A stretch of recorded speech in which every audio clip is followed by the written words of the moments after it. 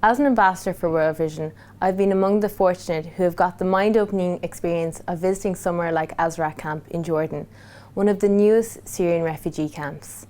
Of all the experiences I had, coming home, the one outstanding concern and compassion I had was for the women I met there. In a way, I think it was because I could relate to them, yet never imagine being in their position. Girls who had lost everything, their families, their homes, their friends, their possessions. Yet without fail, whenever I asked them what was their greatest loss, they each answered education. They miss school. They miss the learning, the routine, the security and stability an education can offer.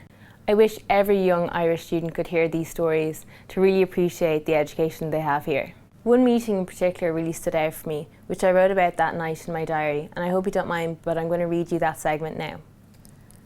Today we're staying in the capital Amman to go visit families who have fled Syria and avoided the camps Zaatari and Azraq. As they put it, waiting to return to the place they love so much. We visited 3 families today, each unfolding their heartbreaking stories and plea for international help.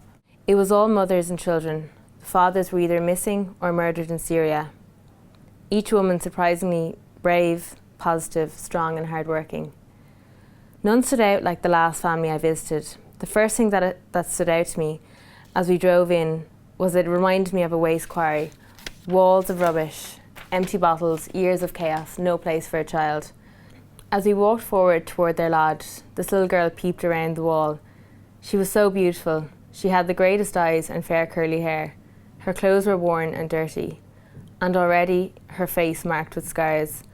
Her grandfather welcomed us in. He was more than happy to show off his granddaughter. Her older sister, not much younger than myself, sat on a bed, holding her own baby. Later we were told that bed, a mattress on the ground, slept 7 of them.